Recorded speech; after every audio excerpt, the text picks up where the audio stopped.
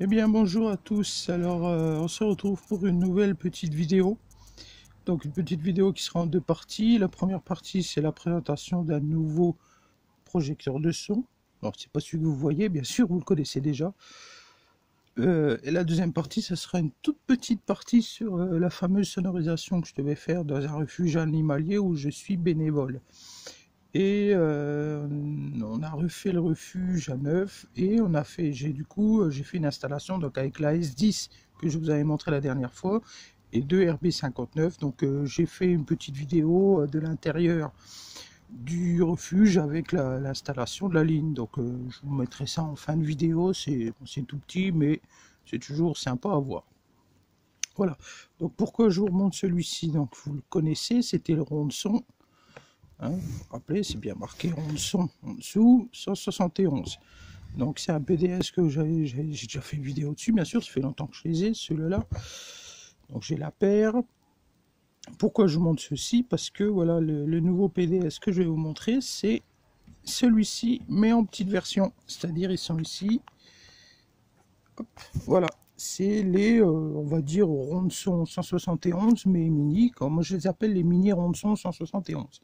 Parce que bon, le truc c'est qu'il y a, si je prends un où il y a l'étiquette derrière, bon, il y a une écriture dessus, mais vous voyez, il n'y a aucun modèle, il n'y a rien, c'est juste marqué rond de son. Donc on reviendra sur les puissances après. Donc c'est bien la même version en petit, hein, vous voyez bien.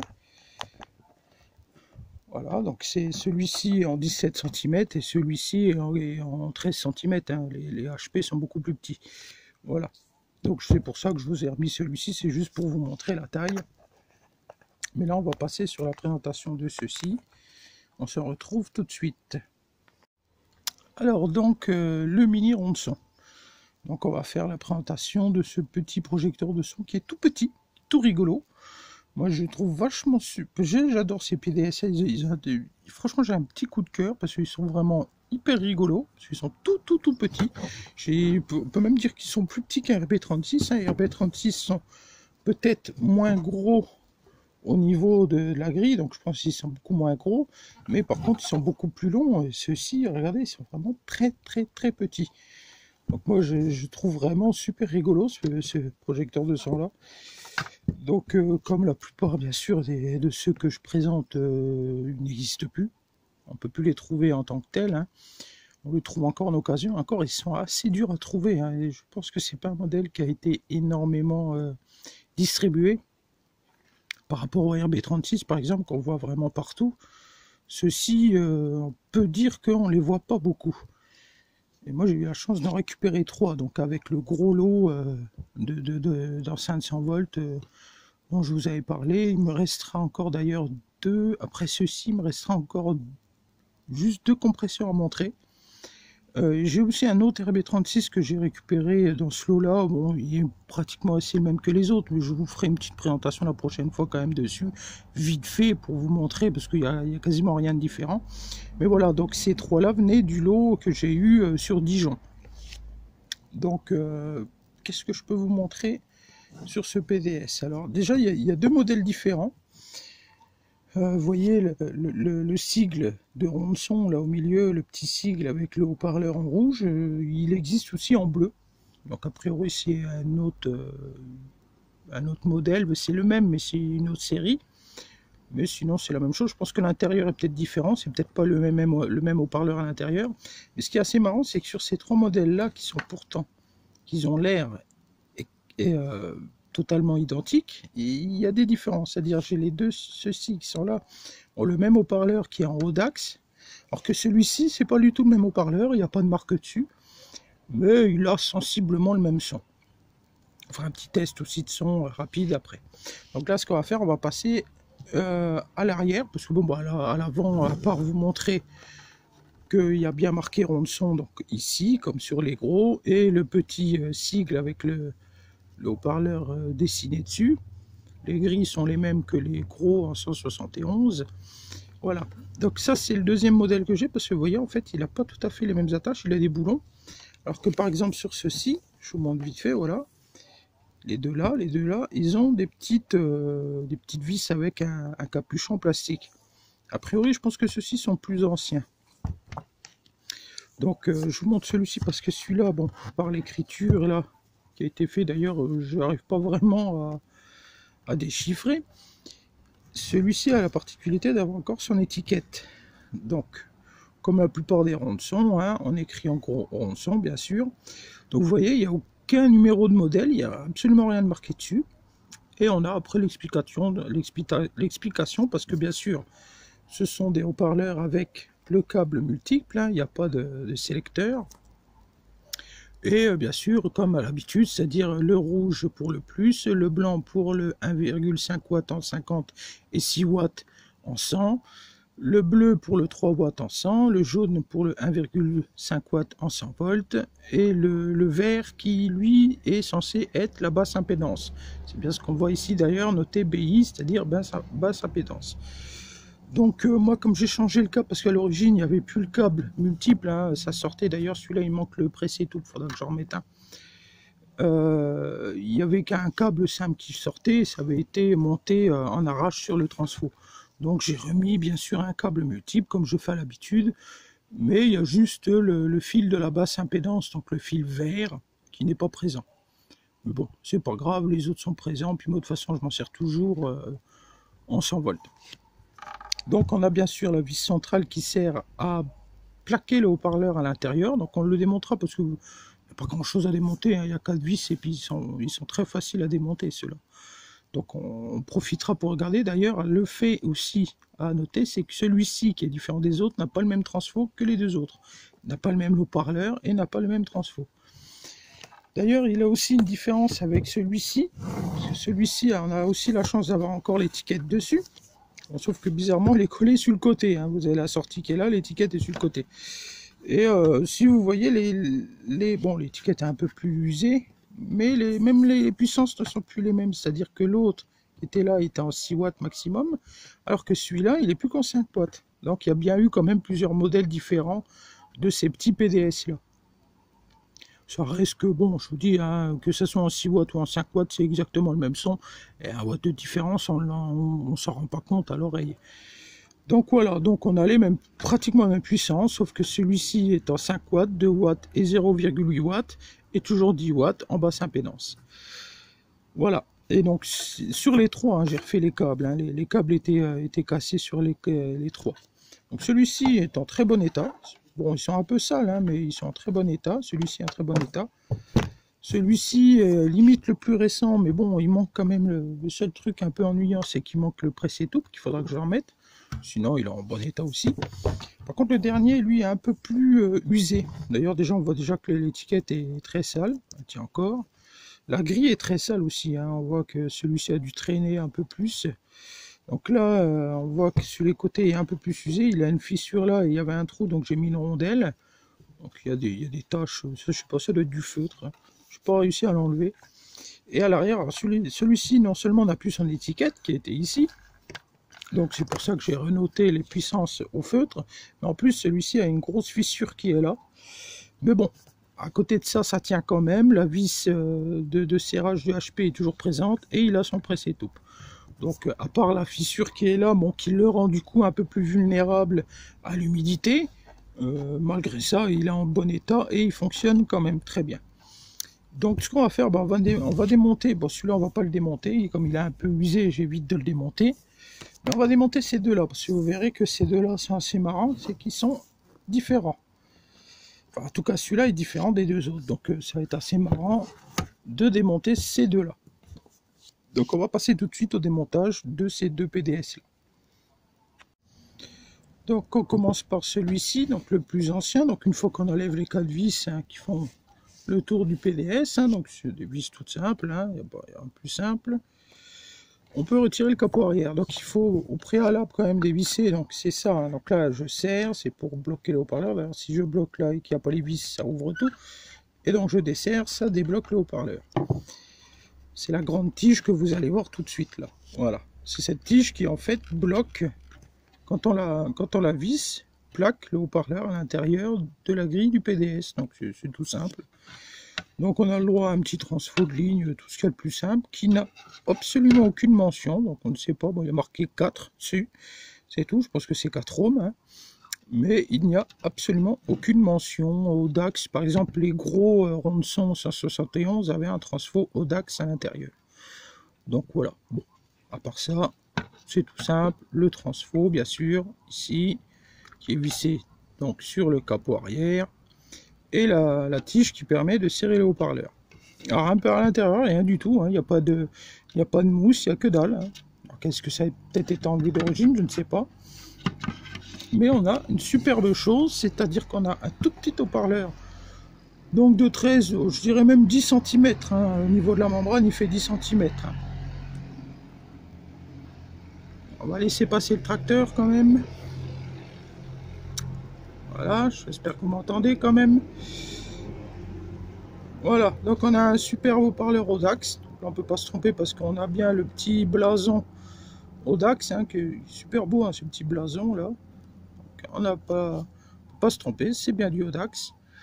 Donc le petit trou pour que la tige rentre bien à l'intérieur et plaque bien le haut-parleur contre la grille. Et bien sûr le haut-parleur en tant que tel, donc c'est bien un 4 ohms, donc ce qui est cohérent avec le transfo. Puis voilà, donc ils sont en parfait état avec le petit joint en liège et la membrane qui est parfaite, aucun souci. Donc il n'a pas la mention tropicalisée comme les bouillés, mais bon, connaissant Audax, on sait qu'il n'y a pas de souci, c'est du bon. Voilà, ouais, ils sont vraiment très très beaux ces haut-parleurs là. Donc voilà pour celui-ci. Donc alors celui-ci est exactement le même que celui-là, hein, celui qui est au bout, celui-là. C'est les mêmes à l'intérieur, hein. Même transfo, même haut-parleur. Et là, je vais en faire une petite pause et on va passer à celui-ci parce que vous verrez, il est différent.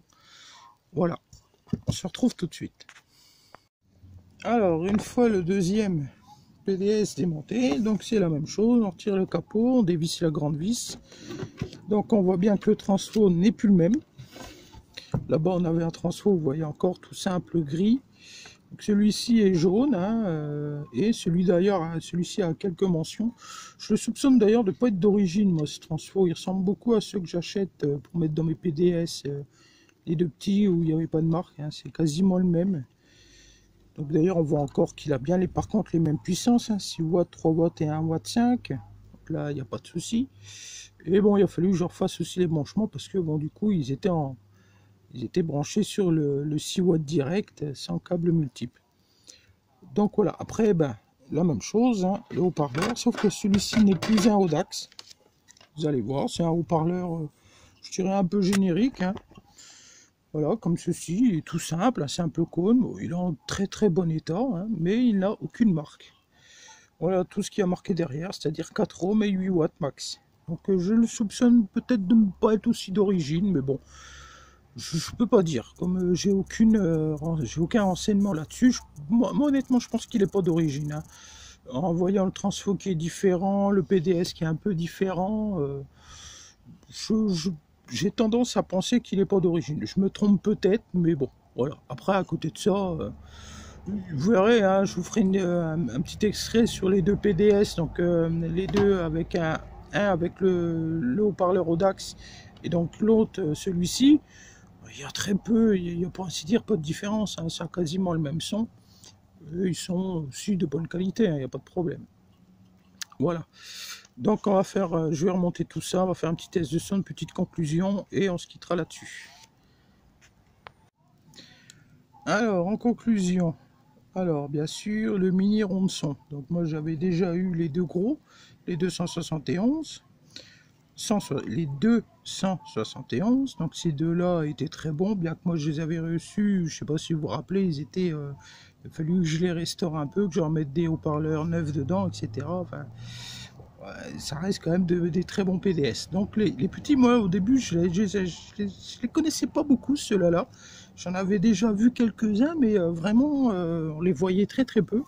Ils sont franchement marrants, hein. Ils sont tout petits, ils sont rigolos, ils sont tout légers, enfin, ils font leur petit poids quand même, mais ils sont même encore, j'adore le RB36, mais ceux-là, franchement, je les trouve encore plus marrants que les RB36. Et niveau son, vous allez voir, on va faire un petit essai. Franchement, il a un bon petit son, il n'y a aucun problème. Donc celui-ci, c'est celui avec le HP Audax, donc c'est les deux mêmes, hein, donc il n'y en a qu'un branché, il n'y a que celui-là. Celui-là fonctionne aussi très bien, à part que le boîtier est un peu plus usé, mais les deux fonctionnent pareil, hein, il n'y a pas de souci. Donc c'est du très très bon petit PDS, hein, c'est vraiment très rigolo comme PDS. Ça peut être marrant dans un endroit où il n'y a pas besoin d'une grosse puissance, où il ne faut pas un truc qui prend beaucoup de place, parce qu'ils sont très petits. Et puis ça, quand même, ça fait son petit taf, il n'y a pas de problème, ça envoie du son. Donc moi je les conseille, hein, si vous tombez dessus, si vous voulez des tout petits PDS. Et franchement, ils sont très marrants. C'est dommage, bien sûr, ils sont plus fabriqués, hein, ils datent déjà de quelques années, ceux-ci, hein, ils ont bien plus, je sais pas, peut-être plus de 20 ans. Mais voilà, ça reste du très très bon petit projecteur de son, il n'y a aucun souci, on peut s'en servir.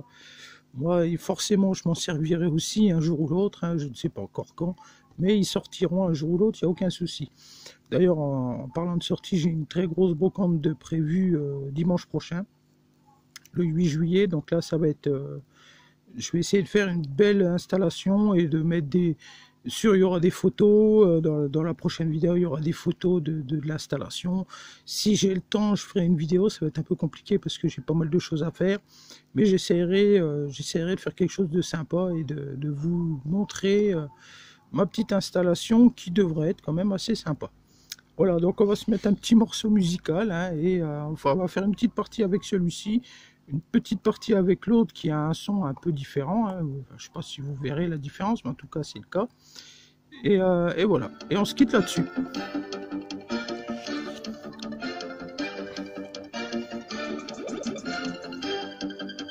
Pour votre perdition, habitant des strates, pour votre punition, je suis Matimat. Je suis Matsaka, c'est moi qui ramasse. Je vibro-aspire tout ce qui passe. Pour votre terreur, je suis escapile. Pour notre bonheur, vous foutons débile. J'ai une obsession, la domination. Je n'ai qu'une passion, la possession. Si nous sommes de sacrés pirates, nous ne sommes pas de ceux qui ratent. Une avance, un égo. Si nous sommes de sacrés pirates, si vous contrat notre écrit nous fait.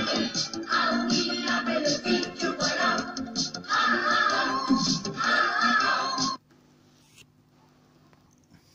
Alors la suite du son avec le deuxième, avec le haut-parleur sans marque. Voilà, donc on se retrouve pour une prochaine vidéo. J'en ai encore 2 bonnes à tourner. À la fin de celle-ci, vous aurez la petite vidéo de la présentation de la ligne du refuge avec les 2 RB59 et le AS10. Et voilà, on se retrouvera pour une prochaine vidéo. À la prochaine. Je suis Matimat sur le lac magique. Je cherche la super géophysique. C'est moi, c'est Scapie, un pirate très classe. Je suis toujours prêt à vous faire une grâce. Hello my babies, je suis Masvitia. Radio Vie Pirate, Pupitou, c'est moi. Je gagne mon micro, même pour faire tato. Sur un radeau, je ferai de la radio. Si nous sommes de sacrés pirates, nous ne sommes pas de ceux qui ratent. Un grand poussière simulant.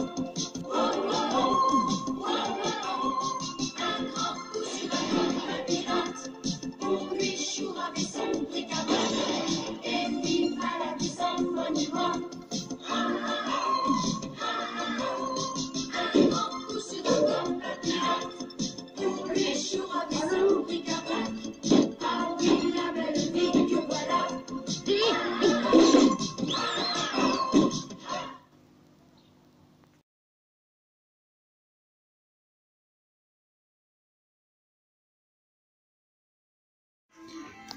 Alors donc l'installation d'une ligne 100 volts dans un refuge animalier, donc c'est moi qui ai fait l'installation.